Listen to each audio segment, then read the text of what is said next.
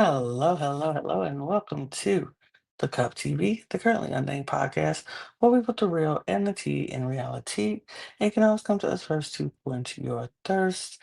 I am your girl, Lana, your resident evil diva, and I'm here to give the tea, spill the tea, and drink the tea because you know I love me some tea. Sure. I am just drinking a little bit of water here, and I have my cup mug, and you can get your cup mug at LanaD'sCreations.etsy.com. That link will be in the description below. And we do ship internationally and domestically, so there are no excuses. Get your cup merch, period. Period. And I am here once again to do an exit interview for our second eliminated player in Destination X. And that is unfortunately Jonah. Jonah has been kicked off the bus and sent on his way. And we're going to talk to him and talk all about his journey and how he felt about the show and all of that. And I'm excited to talk to him. But before we do jump into that, y'all know what to do. Hit the subscribe button on this channel and all of our other channels. All the links will be in the description below. We are on a mission here at the Cup Network to get 1,000 subscribers by the end of the year. So if you could do me a huge solid and hit that subscribe button right now, go ahead, do it. Go ahead. I'll wait. Don't worry. I'm waiting. Thank you. Thank you. Help us out. We're on a mission to get our 1,000 new subscribers by the end of the year. And we appreciate all of your support. Subscribe to this channel and all of our other channels. All the links will be in the description below, as well as our audio podcast links. So you can check us out on the go and our Patreon to that where we are ramping up and having a lot of fun things jumping that we're putting in our Patreon for Pride Month and for just because we need to ramp up our Patreon. So join our Patreon, get a join it and see all the fun things that we have in store. You can follow us on all of our socials at the Cup Pod on Twitter, Instagram, TikTok, and Blue Sky, and you can follow me on those same platforms. Instagram is right there, and everything else is down there. So check all of that out. And I'm gonna stop talking and I'm gonna get into why we came here in the first place. And that is Josh. So here's not Josh. I am so stuck on last week. Sorry. It's not Josh, but it is another J, unfortunately. Don't like this trend. But here's Jonah. Hello, Jonah. Hi, how are you? Hi, I'm doing pretty good. How about yourself? Oh, I'm doing lovely. I am so excited to talk to you because I have questions. First of all, how are you doing after watching the episode? I'm doing pretty good. I was a bit stressed watching it last night because I knew it was coming, obviously. Mhm. And it's kind of hard to see myself be emotional, but I'm feeling good. I mean, I was just on TV. What do I have to complain about, right? Right. I mean, that's something some of us ain't we try to do, but we can't do it all the time. Okay. But what made you decide to do Destination X? What was the process like for you? Yeah, well, it just seemed like something that would be perfect for for what I love in life, which is I love adventures, I love traveling, and I love playing games. It was an intersection of all of my favorite things. It just seemed like something I would love. Yeah. Um okay, so you had a hard time with the whole not wanting to hurt people or not wanting to trade.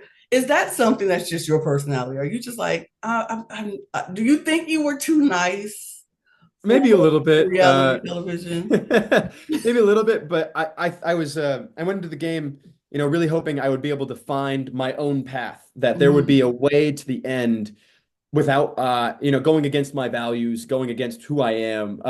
And I was still searching for that where I was in the game. I was still searching for my footing, and I didn't quite find it by the time I got eliminated, but I think there's a world in which I do and in which I can make it further into the game. But I was never going to go against who I am at my core. Absolutely.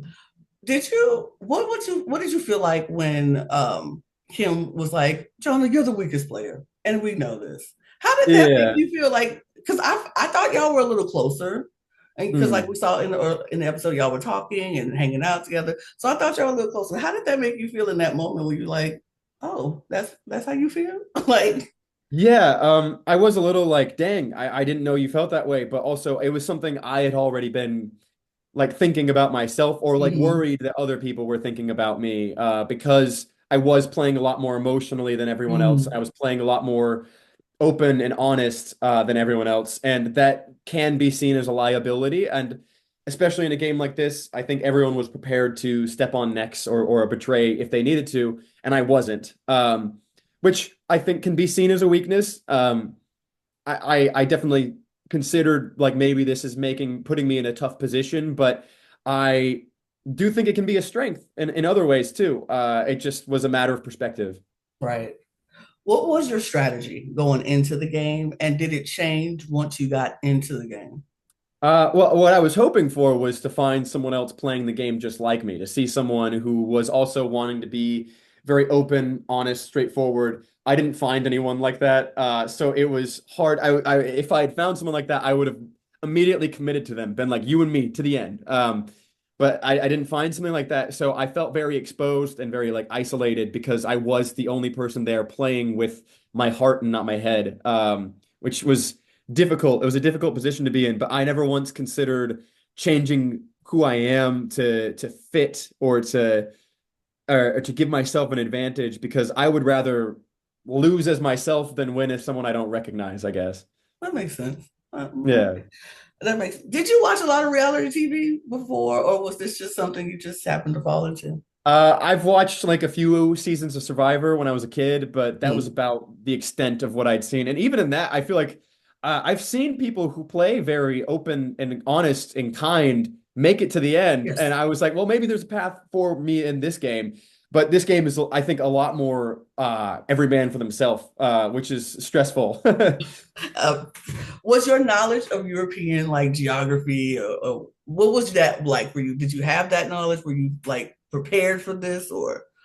Somewhat. So I'm not great at geography, but I did study quite a bit before I came Mhm. onto the bus, which didn't end up helping me at all. It was like I stuffed my brain full of information. I get on the bus, gone. It's all gone. Which was, I was like, oh man, I can't remember anything I had like studied beforehand, which sucked.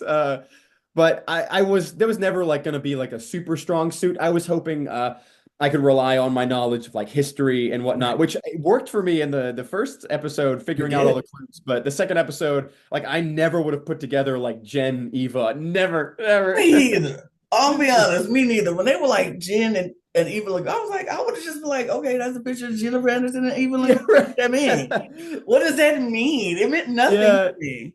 I was thinking like, where are they from? What movies Right. have they done?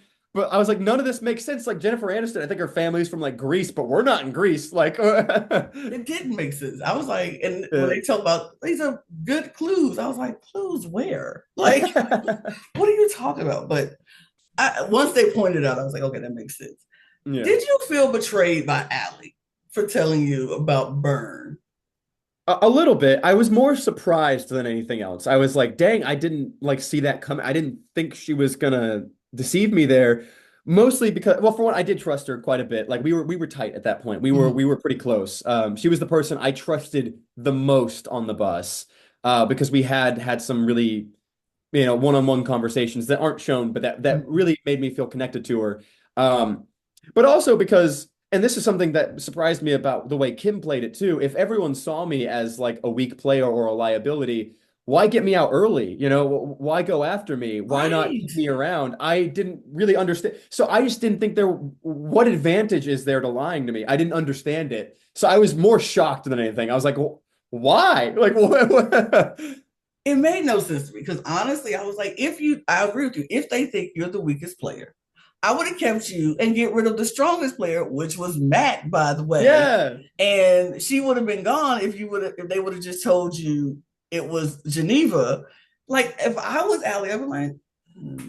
Like I wouldn't have said it in front of Shane because that's too many people to know. But I would have Yeah. at least pulled you aside at the goodbye hug, Geneva, and we're like, Yeah. we in Geneva. But I don't know. That's not how I would have played it, but to each his own. But Yeah.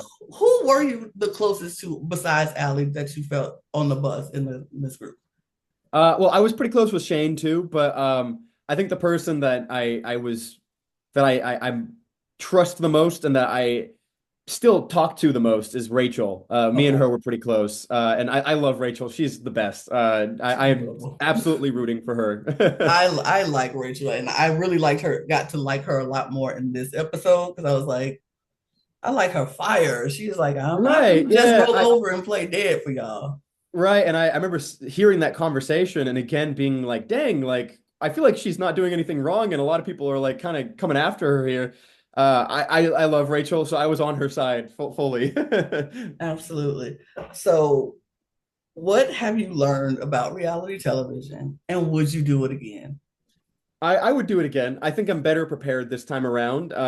And I think the biggest thing I've learned is that you have to go into it unafraid to just be unapologetic about how you're playing the game. I should have gone in and been very like, guys, this is what I'm doing. I'm gonna be straightforward. I'm gonna be open, honest, and make that part of me in the game instead of letting people make their own opinions about me. Be Right. like, this is who I am. This is how I'm playing. And if you don't like it, like that's fine. But like, I'm just letting you guys know this is the game I'm playing. I was a little more reserved than I think I should have been, and that might have been part of why I was seen as a weakness. Is I was a lot more quiet, and in reality TV in a game like that, I think where it's so social, really establishing who you are, I think it goes a long way for people.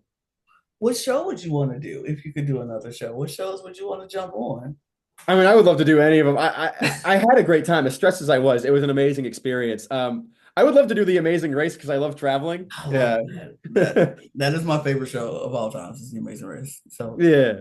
I would love that. Look, I can see it. You have a I partner. hope so. Look, you got a partner in mind. You want to bring on to the Amazing Oh, Race. I got a ton of people that could probably do it with me. Yeah, I think I could do it. That's the show I'd love to All do. right, CBS, y'all hear it. Put you on Amazing Race. Period. Yeah. Like, hello, we're gonna do that. But Jonah, I appreciate you so much for taking the time out to talk to me here on the Cup TV. We Of appreciate you. course. Yeah. And anything you want to shout out? Well, where can they find you? Where can people find you on socials or anything? Yeah, you can find me. Just look up my first and last name, Jonah Evarts. You'll find me on anything. And yeah, I'm just really happy I got to do this. I'm super grateful for this whole experience. It's been amazing. I can't wait to see you back on our screen, Jonah. Thank you so much. I Thank you. appreciate you. Of course. Thank you. Thank you. And there was Jonah. I really enjoy talking to Jonah. He's a sweetheart. He's a sweet guy. Go follow him on his socials. You know what to do. It was a pleasure. Thank you again, Jonah. We appreciate your time. And we appreciate all of you for watching. We thank you so much for joining us. Um, hit the subscribe button. Please and thank you. Hit the subscribe button. If you enjoyed the interview and you enjoyed the time, please hit the subscribe button on your way out. Support us as we try to hit 1,000 new subscribers by the end of the year. Join our mission. We appreciate you. Um, follow us here and follow us on all of our other channels. All the links will be in the description below, as well as our audio podcast links, our Patreon, all of our socials at The Cup Pod on Twitter, Instagram, TikTok, and Blue Sky.